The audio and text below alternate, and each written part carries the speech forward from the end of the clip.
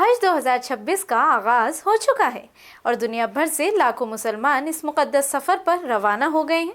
लेकिन इस बार सऊदी हुकूमत ने ऐसे सख्त कवानीन नाफिज किए हैं जिन्हें नज़रअंदाज करना आपको भारी जुर्माने और बड़ी परेशानी में डाल सकता है।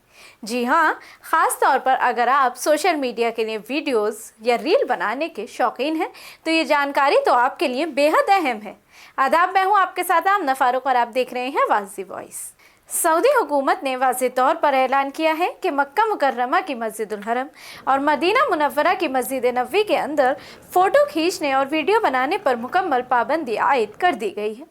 अगर कोई आज़िम यहाँ मोबाइल से वीडियो या तस्वीर बनाते हुए पकड़ा गया तो उस पर 10,000 सऊदी रियाल यानी तकरीबन 2.5 लाख रुपए तक का जुर्माना आयद किया जा सकता है।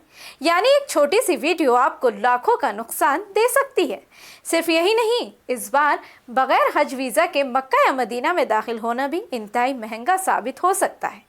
ऐसे अफराद पर 30,000 सऊदी रियाल तक जुर्माना होगा और अगर किसी होटल ने ऐसे शख्स को ठहराया तो उस पर 1 लाख सऊदी रियाल तक का जुर्माना लगाया जा सकता है। और एक और बड़ी तब्दीली जिसने सबको हैरान कर दिया है, जी हाँ, अब होटलों में खुद खाना पकाने पर भी मुकम्मल पाबंदी लगा दी गई है। पहले आज़मीन अपने साथ चूल्हा या खाने का सामान ले जा सकते थे, लेकिन अब सिक्योरिटी और सफाई के पेश नज़र ये इजाज़त ख़त्म कर दी गई है। अब आपको वही खाना होगा जो होटल की जानिब से फराहम किया जाएगा। आज़मीन को पहले ही मुख्तलिफ शहरों में ट्रेनिंग दी जा रही है ताकि वो इन कवानीन को समझ सकें और किसी भी कानूनी या माली परेशानी से बच सकें। तो फिर रील बनाने के चक्कर से बचें और कवानीन की पाबंदी करें, इबादत पर तवज्जो दें और अपने हज को वाकई इस कामयाब और यादगार सफ़र बनाएं।